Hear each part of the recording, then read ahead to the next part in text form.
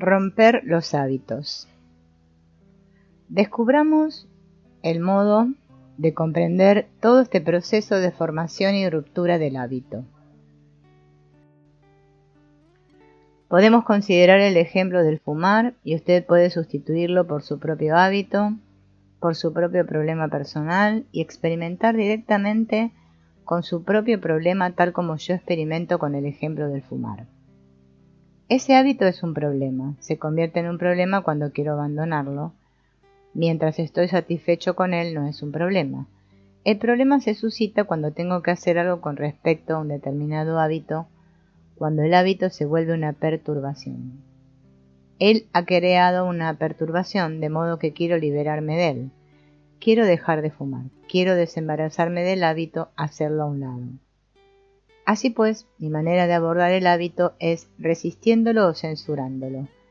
Esto es, no quiero fumar, por lo tanto, encaro el fumar ya sea reprimiéndolo, condenándolo o encontrando un sustituto. En vez de fumar, mascar. Ahora bien, ¿puedo mirar el problema con una mirada libre de toda censura, justificación o represión? ¿Puedo observar mi hábito, observarlo sin sentido alguno de rechazo? Trate de experimentar con ello ahora, mientras estoy hablando, y verá cuán extraordinariamente difícil es no rechazar ni aceptar. Porque toda nuestra tradición, todo nuestro trasfondo nos impulsan a rechazar o justificar, antes que a sentirnos curiosos al respecto. En vez de estar pasivamente alerta, la mente opera siempre sobre el problema. Vivir las 4 estaciones en un día. ¿No es esencial que haya una constante renovación, un renacimiento? Si el presente está cargado con la experiencia de ayer, no puede haber renovación. La renovación no es la acción de nacimiento y muerte. Está más allá de los opuestos. Solo la libertad respecto de los recuerdos acumulados trae renovación, y la comprensión no existe salvo en el presente. La mente puede comprender el presente solo si no compara, si no juzga. El deseo de alterar o condenar el presente sin haberlo comprendido da continuidad al pasado. Hay renovación únicamente cuando comprendemos, sin distorsión alguna, el pasado que se refleja en el espejo del presente. Si usted ha vivido de manera plena, completa, una experiencia, ¿no ha hallado que ésta no deja rastros tras de sí? Solo las experiencias incompletas dejan su huella y dan continuidad a la memoria que se autoidentifica. Nosotros consideramos el presente como un medio hacia un fin. De ese modo el presente pierde su inmensa significación. El presente es lo eterno, pero una mente compuesta en el tiempo, ¿cómo puede comprender aquello que no ha sido compuesto, que está más allá de todos los valores, que es lo eterno? A medida que surge cada experiencia, pase por ella tan plena y hondamente como sea posible. Examínela a fondo, sondéela de manera amplia y profunda. Dese cuenta del dolor y del placer, de sus propios juicios e identificaciones. Solo cuando la experiencia es completada hay renovación. Debemos ser capaces de vivir las 4 estaciones en un día, estar agudamente atentos a la experiencia y así comprender las acumulaciones de cada día y liberarnos de ellas. Creatividad armónica. ¿Alguna vez ha pensado en esto? Uno quiere ser famoso como escritor, poeta, político, cantante o lo que fuere. ¿Por qué? Porque no ama de verdad lo que hace. Si uno amara cantar o pintar o escribir poemas, si de veras lo amara, no le interesaría si es famoso o no. Querer ser famoso es algo vulgar, trivial, tonto, no tiene sentido. Pero, debido a que no amamos lo que hacemos, deseamos enriquecernos con la fama. Nuestra educación actual es pésima porque nos enseña a amar el éxito y no lo que hacemos. El resultado se ha vuelto más importante que la acción. Vea, es muy bueno esconder nuestro brillo, taparlo, ser anónimos, amar lo que hacemos y no sacar a relucirlo. Es bueno ser afectuoso, amable, sin ser famoso. Eso no hace que uno tenga reputación, no hace que su fotografía aparezca en los diarios. Los políticos no vendrán a su puerta. Uno es simplemente un ser humano creativo que vive anónimamente, y en eso hay riqueza y una belleza inmensa. Técnicas vacías. No podemos asociar la creatividad con el logro técnico. Uno puede ser perfecto tocando el piano y no ser creativo. Usted puede tocar el piano con suma brillantez y no ser un músico desde el punto de vista creativo. Puede ser hábil para manejar el color, para aplicar muy ingeniosamente pintura en el lienzo y no ser un pintor creativo. Puede crear de la piedra un rostro, una imagen, porque ha aprendido la técnica y no ser un artista creador. La creación viene primero, no la técnica, y por eso somos tan desdichados en nuestras vidas. Tenemos la técnica como levantar una casa, construir un puente, ensamblar un motor, cómo educar a nuestros hijos conforme a un sistema. Hemos aprendido todas estas técnicas, pero nuestros corazones están vacíos. Nuestras mentes están vacías. Somos máquinas de primera clase. Sabemos cómo funcionar muy bellamente, pero no amamos a una criatura viva. Uno puede ser un buen ingeniero, un buen pianista, puede escribir con buen estilo en inglés o marathi o el idioma que sea, pero la creatividad no se encuentra en la técnica.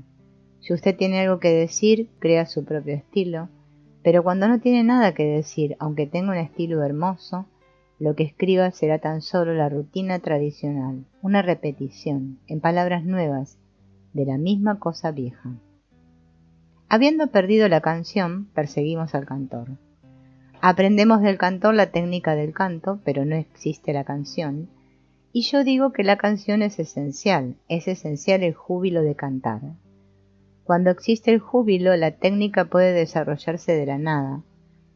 Uno inventará su propia técnica, no tendrá que estudiar elocución o estilo. Cuando hay júbilo creativo uno ve, y el mismo ver la belleza es en sí un arte.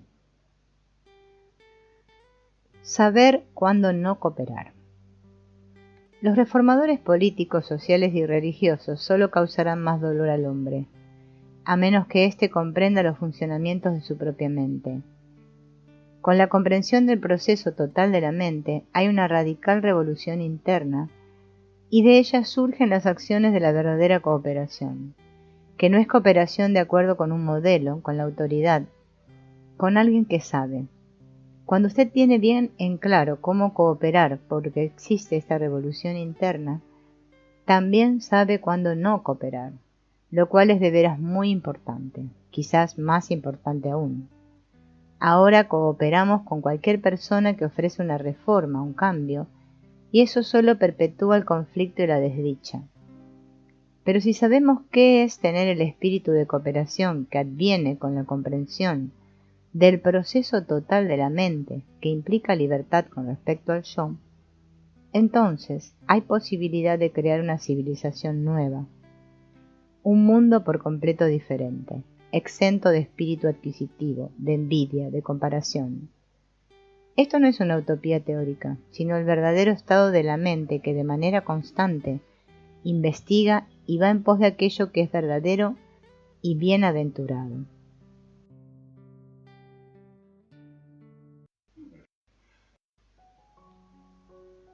¿Por qué hay crimen? Vea, o bien hay una revuelta dentro del patrón de la sociedad, o hay una revolución completa fuera de la sociedad. La revolución completa fuera de la sociedad es lo que yo llamo revolución religiosa.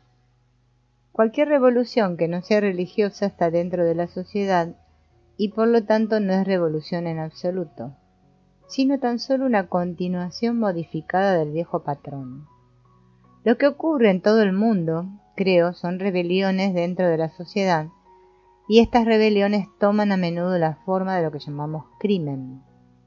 Tiene que existir por fuerza esta clase de rebelión, en tanto nuestra educación se sigue interesando tan solo en preparar a los jóvenes para que encajen en la sociedad, es decir, para que consigan un empleo, ganen dinero, sean adquisitivos, ambicionen más, se amolden. Eso es lo que nuestra así llamada educación está haciendo en todas partes. Enseña a los jóvenes a amoldarse, religiosa, moral, económicamente. Por eso es natural que su rebelión no tenga sentido, fuera de que debe ser reprimida, reformada o controlada. Semejante rebelión sigue estando dentro de la estructura de la sociedad, por consiguiente no es creativa en absoluto. Pero mediante la correcta educación podríamos quizá dar origen a una comprensión distinta, ayudando a la mente a liberarse de todo condicionamiento. Esto es, alentando al joven a darse cuenta de las numerosas influencias que condicionan la mente y hacen que ésta se amolde.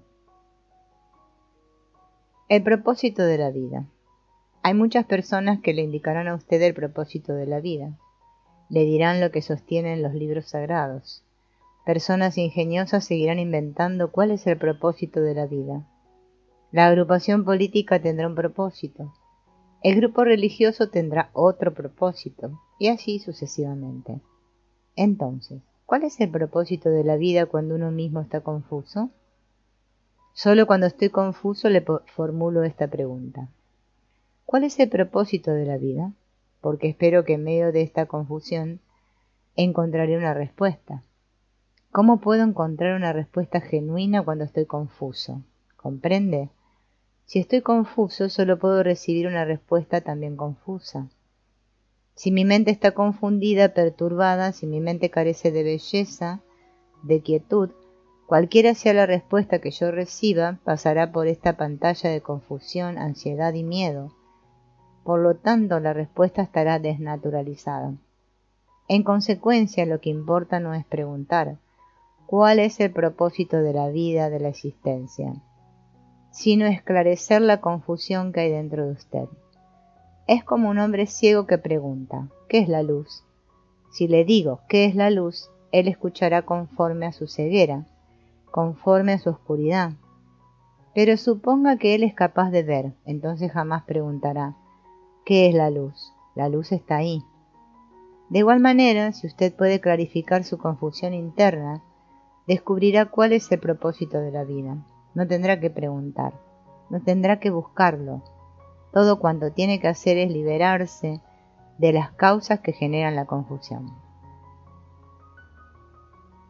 Vivir en este mundo anónimamente. ¿No es posible acaso vivir sin ambición en este mundo, siendo uno simplemente lo que es? Si usted comienza a comprender lo que es y no trata de cambiarlo, entonces lo que usted es experimenta una transformación.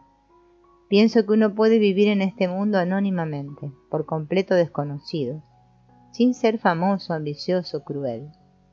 Uno puede vivir dichosamente cuando no da importancia alguna al yo, y esto también forma parte de la correcta educación. Todo el mundo está adorando el éxito. Uno escucha el relato de cómo el muchacho pobre estudiaba de noche y finalmente llegó a ser juez, o cómo empezó vendiendo periódicos y terminó siendo multimillonario. Lo alimentan a uno con la glorificación del éxito, con el logro de gran éxito.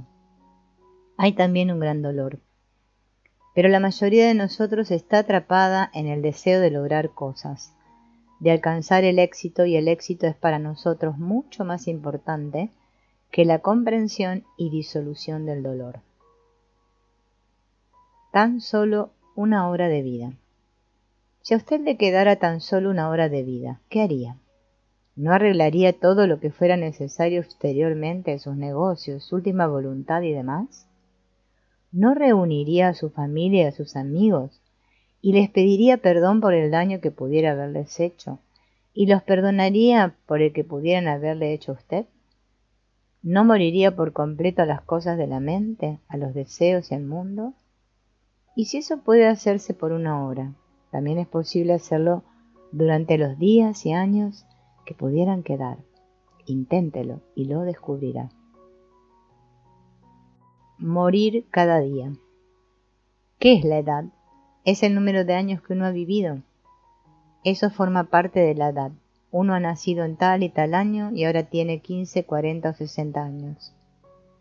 El cuerpo envejece y lo mismo ocurre con la mente cuando está cargada con todas las experiencias, desdichas y fatigas de la vida. Y una mente así jamás puede descubrir qué es la verdad. La mente puede descubrir algo solo cuando es joven, fresca, inocente. Pero la inocencia no es una cuestión de edad.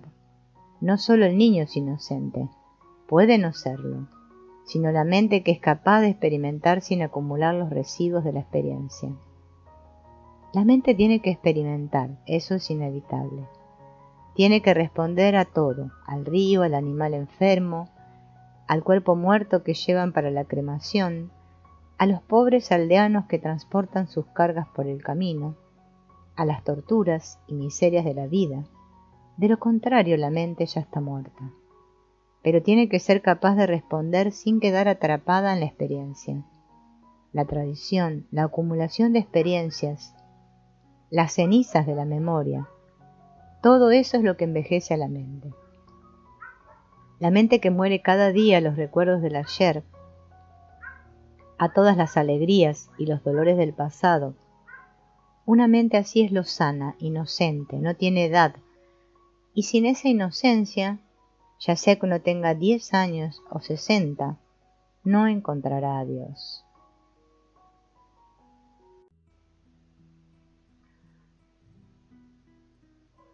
Percibir el estado de muerte. Tenemos miedo de morir. Para terminar con el miedo a la muerte debemos entrar en contacto con la muerte. No con la imagen que el pensamiento ha creado de la muerte, sino que de verdad debemos percibir el estado de muerte. De lo contrario no hay final para el miedo, porque la palabra muerte genera miedo, y ni siquiera queremos hablar de ella. Siendo sanos, normales, capaces de razonar claramente, de pensar con objetividad, de observar, ¿es posible para nosotros entrar totalmente en contacto con el hecho de la muerte? El organismo, a causa del uso, de la enfermedad, finalmente morirá. Si estamos sanos, queremos descubrir qué significa la muerte. No es un deseo morboso, porque quizás al morir comprenderemos el vivir. El vivir, tal como es ahora, implica tortura, continuo desorden, contradicción. Por lo tanto, hay conflicto, confusión y desdicha. El diario acudir a la oficina, la repetición del placer con sus penas y su ansiedad, el andar a tientas, la incertidumbre, eso es lo que llamamos el vivir. A ese tipo de vivir nos hemos acostumbrado. Lo aceptamos, envejecemos con él y morimos. Para descubrir qué es el vivir, así como para descubrir qué es el morir, uno debe entrar en contacto con la muerte. Esto es, uno debe terminar cada día con todo lo que ha conocido. Debe terminar con la imagen que ha elaborado respecto de sí mismo, de su familia, de sus relaciones, la imagen que ha formado a causa del placer, de su relación con la sociedad, con todo. Eso es lo que va a suceder cuando la muerte ocurra. ¿Por qué teme usted a la muerte? ¿Será acaso porque no sabe cómo vivir? Si supiera cómo vivir con plenitud, ¿tendría miedo de morir? Si amara los árboles, la puesta del sol, la hoja que cae, si amara a los pájaros, si estuviera atento a los hombres y mujeres que lloran, a los pobres, y si de veras sintiera amor en su corazón, ¿temería a la muerte? ¿Le temería? No se deje persuadir por mí. Reflexionemos juntos sobre ello. Usted no vive con alegría, no es feliz, no es vitalmente sensible a las cosas. Por esa razón pregunta qué va a ocurrir cuando muera. La vida es para usted dolor, y por eso está mucho más interesado en la muerte. Siente que tal vez habrá más felicidad después de la muerte, pero ese es un problema tremendo, y yo no sé si usted desea investigarlo. Al fin y al cabo, en el fondo de todo esto está el miedo. Miedo de vivir, miedo de morir, miedo de sufrir. Si usted no puede comprender qué es lo que da origen al miedo, y así se libera de ello, entonces no importa mucho si está vivo o muerto. Lo que ahora me pregunto es cómo estar libre del miedo a lo conocido, que es el miedo de perder a mi familia, mi reputación, mi carácter, mi cuenta bancaria, mis apetitos, etc. Usted puede decir que el miedo surge de la conciencia, pero su conciencia está formada por su condicionamiento, de modo que la conciencia sigue siendo el resultado de lo conocido. ¿Qué es lo que conozco? El conocimiento implica tener ideas, tener opiniones acerca de las cosas, tener un sentido de continuidad en cuanto a lo conocido y nada más. Está el miedo al dolor. El dolor físico es una respuesta nerviosa, pero el dolor psicológico surge cuando me aferro a las cosas que me brindan satisfacción, porque entonces tengo miedo de que alguien o algo me la quite. Las acumulaciones psicológicas evitan el dolor psicológico, en tanto no se vean perturbadas. Es decir, soy un manojo de acumulaciones, experiencias, el cual impide cualquier forma seria de perturbación, y yo no quiero que me perturben. Por lo tanto, tengo miedo de cualquiera que pueda alterar eso. Así que mi miedo es a lo conocido. Estoy temeroso de las acumulaciones físicas o psicológicas que he reunido como un recurso para detener el dolor e impedir el sufrimiento. También el conocimiento ayuda a evitar el dolor. Tal como el conocimiento médico ayuda a evitar el dolor físico, así las creencias ayudan a evitar el dolor psicológico. Por eso tengo miedo de perder mis creencias, aunque no tenga un conocimiento perfecto o una prueba concreta con respecto a la realidad de tales creencias. Solo aquello que muere puede renovarse. Cuando hablamos de una entidad espiritual, entendemos con ello algo que no está dentro del campo de la mente, es obvio. Ahora bien, el yo, ¿es una entidad espiritual? Si es una entidad espiritual, debe estar más allá de todo el tiempo. Por lo tanto, no puede renacer ni continuar. El pensamiento no puede pensar en ella, porque el pensamiento está dentro de la medida del tiempo.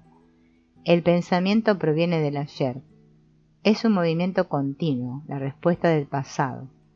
Así pues, el pensamiento es, en esencia, un producto del tiempo. Si el pensamiento puede pensar acerca del yo, éste forma parte del tiempo. En consecuencia, el yo no está libre del tiempo y por ende no es espiritual, lo cual resulta evidente. De modo que el yo es tan solo un proceso del pensamiento, y usted quiere saber si ese proceso del pensamiento continúa aparte del cuerpo físico, nace nuevamente, se reencarna en una forma física. Aquello que continúa, ¿puede en modo alguno descubrir lo real, lo que está más allá del tiempo y la medida? Ese yo, esa entidad que es un proceso del pensamiento, ¿puede alguna vez ser nuevo? Si no puede, entonces tiene que haber una terminación para el pensamiento. ¿Acaso no es inherentemente destructiva toda cosa que continúa? Aquello que tiene continuidad jamás puede renovarse. En tanto el pensamiento continúe a través de la memoria, del deseo, de la experiencia, jamás podrá renovarse. Por consiguiente, lo que es continuo no puede conocer lo real. Puede usted renacer 1000 veces, pero jamás podrá conocer lo real, porque sólo aquello que muere, que llega a su fin, puede renovarse.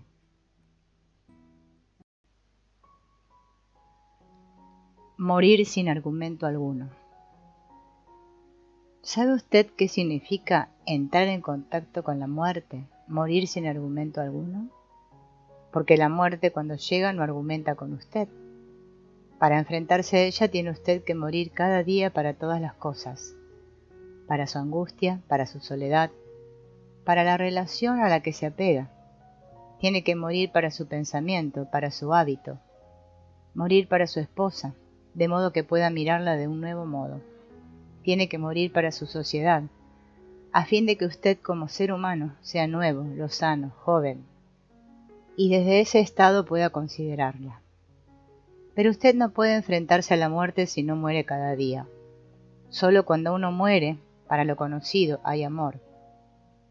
Una mente atemorizada no ama, tiene hábitos, simpatía. Puede forzarse a ser amable y superficialmente considerada. Pero el miedo engendra dolor, y el dolor es tiempo como pensamiento. En consecuencia, terminar con el dolor es entrar en contacto con la muerte mientras uno está vivo. muriendo para su nombre, para su casa, su propiedad, su causa.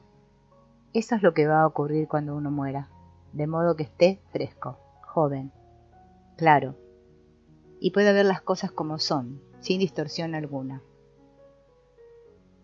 Pero tenemos una muerte limitada a lo físico. Sabemos muy bien, lógicamente, sensatamente, que el organismo va a llegar a su fin. De modo que inventamos una vida que ya hemos vivido, una vida de angustia cotidiana, de insensibilidad cotidiana, de problemas crecientes con su estupidez. Esa es la vida que queremos llevar al otro lado y la llamamos el alma, de la que decimos que es la cosa más sagrada, una fracción de lo divino. Pero eso sigue formando parte de nuestro pensamiento y por lo tanto no tiene nada que ver con la divinidad. Es nuestra vida. De manera que uno tiene que vivir cada día muriendo, porque entonces está uno en verdadero contacto con la vida. Por cierto, en el morir hay renovación, ¿no es así? Solo en la muerte algo nuevo surge a la existencia. No le estoy brindando consuelo. Esto no es algo en lo que pueda creer o pensar, o que pueda examinar y aceptar intelectualmente, porque entonces lo convertirá en otro consuelo, tal como ahora cree en la reencarnación, o en la continuidad en el más allá. Pero lo real es que para aquello que continúa no hay renacimiento, no hay renovación. Por lo tanto, la renovación, el renacimiento, está en el morir de cada día. Eso es la inmortalidad. En la muerte está la inmortalidad. No en la muerte que usted teme, sino en la muerte de las conclusiones previas, de los recuerdos, de las experiencias, con todo lo cual usted se ha identificado como el yo. En el morir del yo, a cada instante hay eternidad, hay inmortalidad, hay algo que ha de experimentarse. No es para que se especule o se diserte al respecto, como hacen ustedes con la reencarnación y toda esa clase de cosas. Cuando uno ya no tiene miedo, porque hay un morir a cada instante, y por lo tanto una renovación, entonces se haya abierto a lo desconocido. La realidad es lo desconocido, la muerte es también lo desconocido. Pero decir que la muerte es bella, maravillosa, porque continuaremos en el más allá, y toda esa insensatez carece de realidad. Lo real es ver la muerte tal como es, un final en el que hay renovación, renacimiento, no una continuidad. Porque aquello que continúa se deteriora, y lo que tiene el poder de renovarse a sí mismo es eterno. Ustedes desean que yo les asegure que vivirán otra vida, pero en eso no hay felicidad ni sabiduría. La búsqueda de inmortalidad por medio de la reencarnación es esencialmente egoísta, por lo tanto no es verdadera. Nuestra búsqueda de inmortalidad es solo otra forma del deseo de que continúen las reacciones autodefensivas contra la vida y la inteligencia. Un anhelo semejante solo puede conducirnos a la ilusión. Lo que importa, pues, no es si hay reencarnación, sino comprender la plenitud de realización en el presente. Y eso puede uno hacerlo solo si su mente y su corazón ya nos están protegiendo contra la vida. La mente es astuta y sutil en su autodefensa, y debe discernir por sí misma la naturaleza ilusoria de la autoprotección. Esto significa que uno debe pensar y actuar de una manera completamente nueva. Debe liberarse de la red de valores falsos que el entorno nos ha impuesto. Tiene que haber una total desnudez interna. Entonces existe la inmortalidad, la realidad.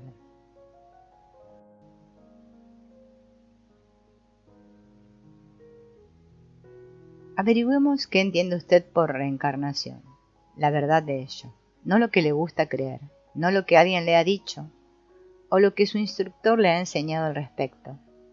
Por cierto, es la verdad la que libera, no su propia conclusión personal, su propia opinión. Cuando usted dice yo renaceré, tiene que saber qué es el yo. El yo es una entidad espiritual, es algo continuo. ¿Es el yo algo independiente de la memoria, de la experiencia, del conocimiento? El yo, o bien es una entidad espiritual, o es tan solo un proceso de pensamiento, o es algo fuera del tiempo, algo que llamamos espiritual y que no es medible en términos temporales, o está dentro del campo del tiempo, de la memoria, del pensamiento. No puede ser otra cosa. Descubramos si está más allá de la medida del tiempo. Espero que estés siguiendo todo esto. Descubramos si el yo es en esencia algo espiritual. Por espiritual entendemos, ¿no es así?, algo no susceptible de ser condicionado, algo que no es una proyección de la mente humana, algo que no está dentro del campo del pensamiento, algo que no muere. Cuando hablamos de una entidad espiritual es obvio que nos referimos a algo que no está dentro del campo de la mente. Entonces, ¿es el yo una entidad espiritual semejante? Si lo es, debe estar más allá del tiempo. Por lo tanto, no puede renacer ni continuar. Lo que tiene continuidad jamás puede renovarse. En tanto el pensamiento continúe a través de la memoria, del deseo, de la experiencia, jamás podrá renovarse. En consecuencia, lo que continúa no puede conocer lo real. ¿Existe una cosa como el alma? Para comprender esta cuestión de la muerte debemos liberarnos del miedo, el cual inventa las diversas teorías de la vida futura, o la inmortalidad o la reencarnación.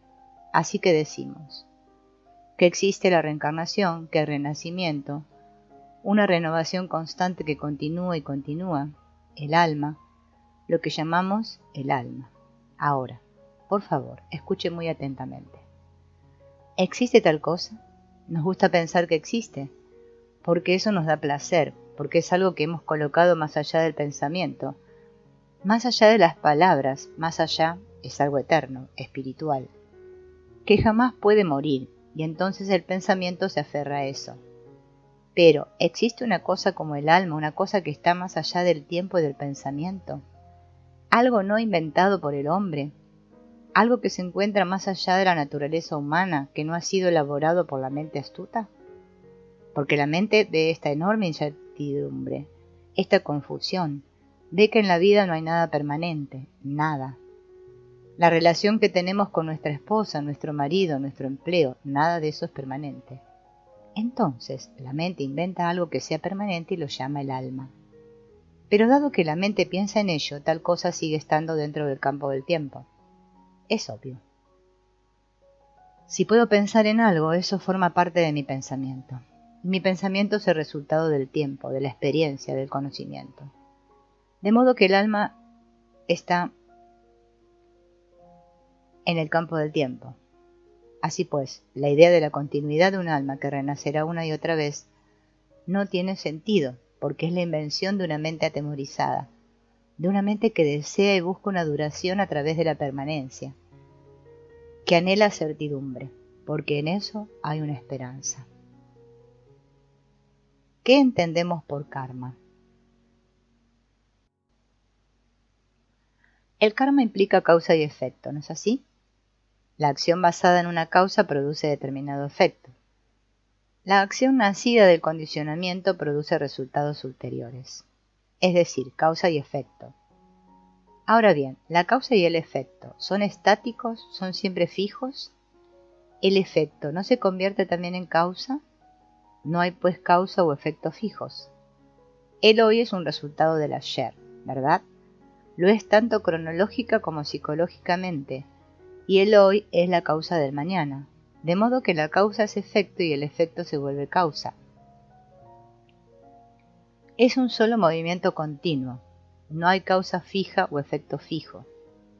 Si hubiera causa fija y un efecto fijo, habría especialización, y no es muerte la especialización. Cualquier especie viviente que se especializa llega a su fin, es obvio. La grandeza del hombre es que no puede especializarse. Una semilla de bellota está especializada. No puede ser otra cosa que lo que es, pero el ser humano no termina de completarse. Existe una constante posibilidad de renovación. La especialización no lo limita. En tanto consideremos la causa, el trasfondo, el condicionamiento como independiente del efecto, tiene que haber conflicto entre el pensamiento y el trasfondo. En consecuencia, el problema es mucho más complejo que si creemos o no creemos en la reencarnación, porque la cuestión es cómo actuar, no si uno cree en la reencarnación o en el karma.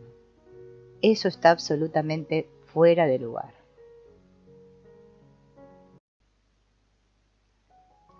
¿Puede la acción liberarnos alguna vez de esta cadena de causa y efecto? He hecho algo en el pasado, he tenido una experiencia, la cual evidentemente condiciona mi respuesta de hoy, y la respuesta de hoy condiciona el mañana. Ese es todo el proceso del karma, causa y efecto. Es obvio que aun cuando transitoriamente pueda darnos placer, tal proceso de causa y efecto conduce finalmente al dolor. Ese es el verdadero quid de la cuestión. ¿Puede el pensamiento ser libre? El pensamiento o la acción libres no producen dolor, no originan condicionamiento. Es el punto vital en todo este asunto. Entonces, ¿puede haber una acción no relacionada con el pasado? ¿Puede haber una acción no basada en la idea? La idea es la continuación del ayer en una forma modificada, y esa continuación condicionará el mañana, lo cual no quiere decir que la acción basada en la idea jamás pueda ser libre. Mientras la acción se basa en la idea, producirá inevitablemente más conflicto. Como dice, ¿puede haber una acción no relacionada con el pasado? ¿Puede haber una acción sin la carga de la experiencia del conocimiento del ayer? En tanto la acción sea una consecuencia del pasado, jamás puede ser libre, y solo en libertad puede uno descubrir lo verdadero. Lo que ocurre es que como la mente no es libre, no puede actuar, solo puede reaccionar, y la reacción es la base de nuestras acciones. Tales acciones no son acciones, sino que tan solo continúan la reacción, ya que son el resultado de la memoria, de la experiencia, de la respuesta de ayer. De modo que la pregunta es, ¿puede la mente estar libre de su condicionamiento?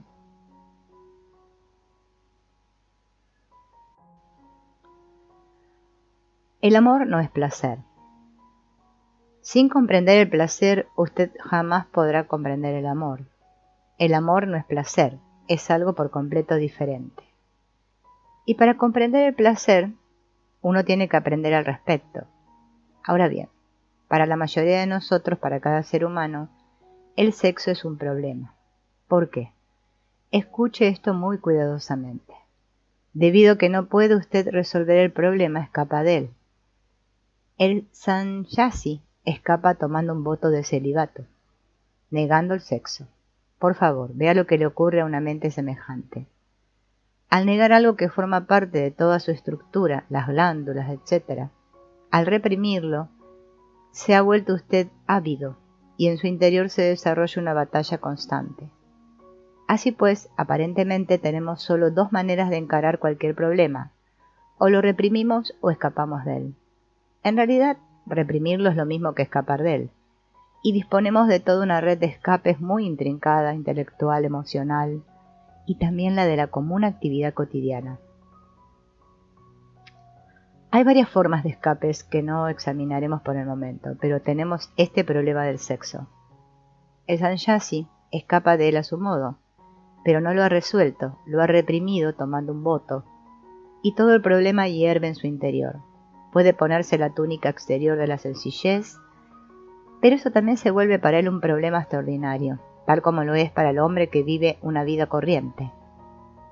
¿Cómo resuelve usted ese problema?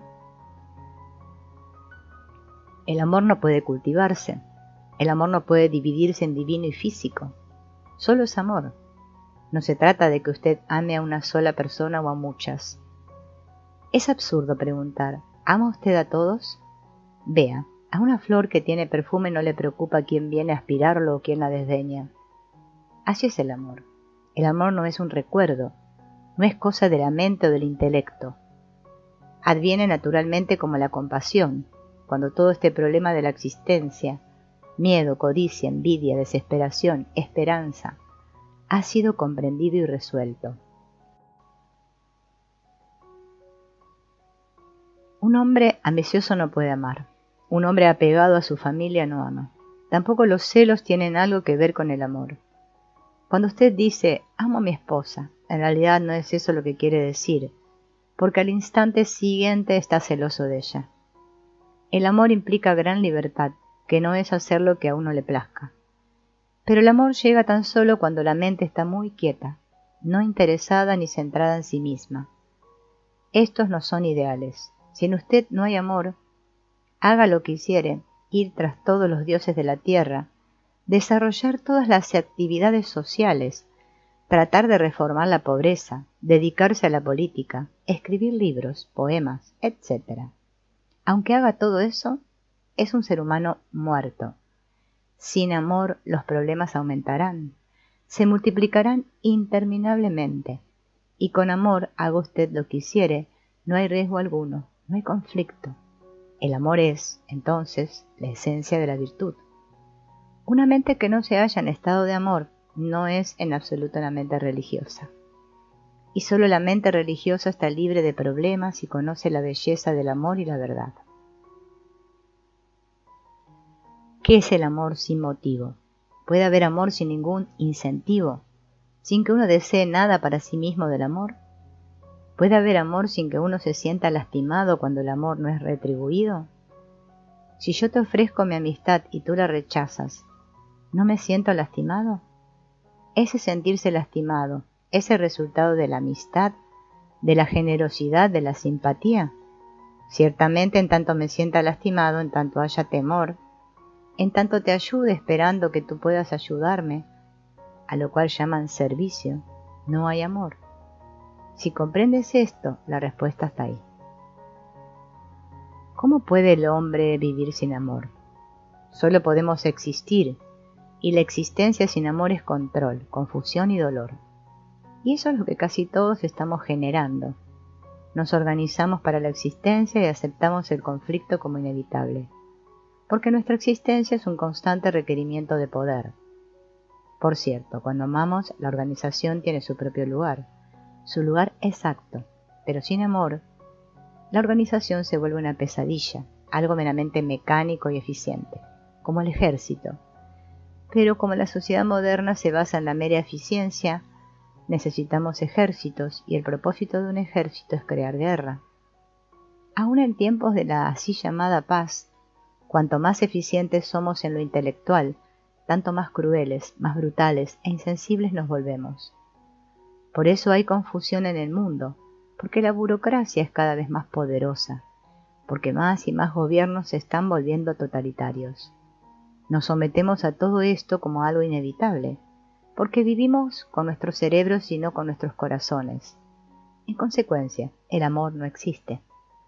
El amor es el elemento más peligroso e incierto que hay en la vida, y debido a que no queremos la incertidumbre, porque no queremos sentirnos en peligro, vivimos en el reino de la mente.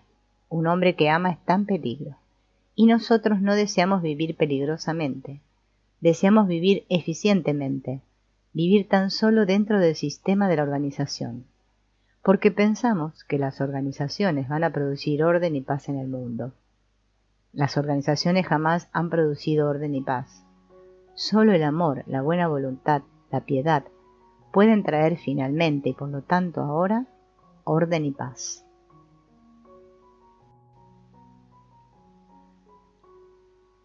¿Cuál es tu reacción? Cuando observas a esas pobres mujeres que llevan una pesada carga al mercado, o miras cómo los niños de la aldea juegan en el barro, sin tener casi ninguna otra cosa con que jugar, esos niños que no recibirán la educación que ustedes reciben, que no tienen una casa digna donde vivir, ni limpieza, ni ropa suficiente, ni comida adecuada. Cuando observas todo eso, ¿cuál es tu reacción? Es muy importante que descubras por ti mismo cuál es tu reacción. Te diré cuál fue la mía. Esos niños carecen de un lugar apropiado donde dormir. El padre y la madre están ocupados durante todo el día, sin tener nunca un periodo de vacaciones. Los niños no conocen jamás lo que es ser amados, cuidados. Los padres nunca se sientan con ellos y les cuentan historias acerca de la belleza de la tierra y de los cielos. ¿Y qué clase de sociedad es la que han producido estas circunstancias? Una sociedad en la que hay personas inmensamente ricas que tienen todo lo que anhelan en la tierra y donde al mismo tiempo hay chicos y chicas que no tienen nada. ¿Qué clase de sociedad es esta y cómo se ha originado? Ustedes podrán hacer revoluciones, romper el patrón de esta sociedad, pero en la ruptura misma de ese patrón ha nacido uno nuevo, que es otra vez la misma cosa, en una forma distinta. Los comisarios políticos con sus casas especiales en el campo, los privilegios, los uniformes y así sucesivamente. Esto ha ocurrido después de todas las revoluciones, la francesa, la rusa, la china. ¿Y es posible crear una sociedad en la que no exista toda esta corrupción y esta desdicha? Podrá crearse solo cuando tú y yo, como individuos, rompamos con lo colectivo, cuando estemos libres de ambición y sepamos qué significa amar. Esa fue, en un destello, toda mi reacción.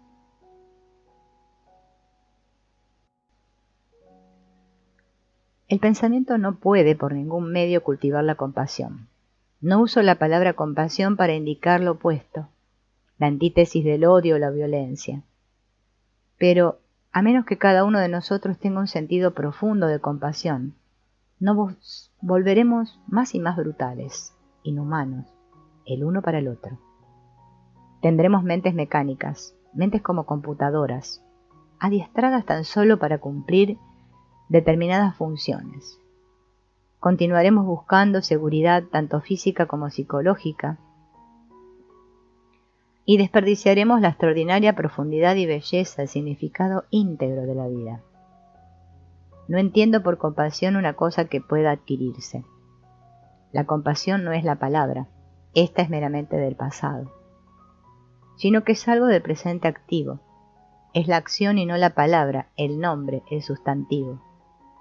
Hay una diferencia entre la acción y la palabra. La acción es del presente, mientras que la palabra es siempre del pasado y por lo tanto es estática. Uno puede atribuir vitalidad o movimiento al nombre, a la palabra, pero no es lo mismo que la acción, la cual es siempre del presente. La compasión no es sentimentalismo, no es esta vaga simpatía o empatía. La compasión no es algo que uno pueda cultivar por medio del pensamiento, de la disciplina, del control, de la represión, ni siendo uno amable, cortés, gentil y demás. La compasión adviene solo cuando el pensamiento ha llegado a su fin, hasta la raíz misma. ¿Puede la compasión, ese sentido de bondad, ese sentimiento de lo sagrado de la vida, del cual estuvimos hablando, puede ser originado mediante la compulsión? Ciertamente, cuando hay compulsión de cualquier forma, cuando hay propaganda o moralización, no hay compasión. Tampoco hay compasión cuando el cambio se origina meramente en la necesidad de afrontar el reto tecnológico de tal manera que los seres humanos sigan siendo seres humanos y no se conviertan en máquinas. Así pues, tiene que haber un cambio sin proceso causativo, un cambio que tiene su origen en una causa, no es compasión. Es tan solo una cosa del mercado. Ese es entonces un problema. Otro problema es, si yo cambio, ¿cómo afectará eso a la sociedad? ¿O no estoy en absoluto interesado en eso? Porque la inmensa mayoría de las personas no se interesan en eso, ni le interesa a usted si escucha por curiosidad o por alguna clase de impulso y luego lo deja. Las máquinas están progresando tan rápidamente que casi todos los seres humanos son meramente empujados por ellas y se muestran incapaces de afrontar la vida con la riqueza del amor, con compasión, con un pensar profundo. Y si yo cambio, ¿cómo afectará eso a la sociedad, la cual es mi relación con usted? La sociedad no es alguna extraordinaria entidad mítica, es nuestra relación mutua. Y si 2 o 3 de nosotros cambian, ¿cómo afectará eso al resto del mundo? ¿O existe un modo de influir sobre la mente total del hombre? Es decir, ¿hay un proceso por el cual el individuo que ha cambiado pueda afectar el inconsciente del ser humano? Si estoy profundamente relacionado con la compasión, con el amor, con el verdadero sentimiento de algo sagrado, ¿cómo puedo transmitir ese sentimiento? Si lo transmito a través de un micrófono, mecanismo de la propaganda, y de tal modo convenzo a otro, su corazón seguirá estando vacío. Operará la llama de una ideología, y él tan solo repetirá, como todos lo hacen, que debemos ser afectuosos, buenos, libres, toda la tontería que pregonan los políticos, los socialistas y demás. Viendo pues que cualquier forma de compulsión, por sutil que sea, no trae consigo esta belleza, este florecimiento de la bondad, de la compasión, ¿qué ha de hacer el individuo? ¿Qué relación hay entre el hombre que tiene este sentido de la compasión y el hombre cuya mente está atrincherada en lo colectivo, en las tradiciones? ¿Cómo hemos de descubrir, no teóricamente, sino de hecho, la relación que hay entre ambos? Aquel que se amolda jamás puede florecer en la bondad. Tiene que haber libertad, y la libertad adviene solo cuando uno comprende todo el problema de la envidia, la codicia, la ambición y el deseo de poder. La libertad con respecto a todo eso permite que florezca la cosa extraordinaria que llamamos carácter. Un hombre así tiene compasión, sabe lo que es amar, no aquel que repite meramente un montón de palabras acerca de la moralidad. El florecimiento de la bondad no se encuentra, pues, dentro de la sociedad, porque la sociedad en sí misma está siempre corrupta. Solo el hombre que comprende toda la estructura y el proceso de la sociedad y se libera de ella tiene carácter, y solo él puede florecer en bondad. No es difícil que advenga la compasión cuando el corazón no está lleno con las astutas cosas de la mente. Es la mente, con sus exigencias y temores, sus apegos y rechazos, sus determinaciones e impulsos, la que destruye el amor. Cuán difícil es ser sencillos respecto de todo esto. No necesitamos filosofías y doctrinas para ser amables y bondadosos. Los eficientes y poderosos del país se organizan para alimentar y vestir a la gente, para suministrar albergue y cuidados médicos. Esto resulta inevitable con el rápido incremento de la producción. Es la función de un gobierno bien organizado y de una sociedad equilibrada. Pero la organización no origina generosidad del corazón y de la mano. La generosidad proviene de una fuente muy distinta, una fuente más allá de toda medida. La ambición y la envidia la destruyen tan firmemente como el fuego quema. Esta fuente debe ser alcanzada, pero uno tiene que llegar a ella con las manos vacías, sin plegarias, sin sacrificios. Los libros no pueden enseñarnos acerca de esa fuente, ni hay gurú que pueda conducirnos a ella. Esta fuente no puede alcanzarse mediante el cultivo de la virtud, si bien la virtud es necesaria, ni por medio de la capacidad y la obediencia. Cuando la mente está serena, sin movimiento alguno, la fuente está ahí. La serenidad carece de motivo, está libre del impulso por el más.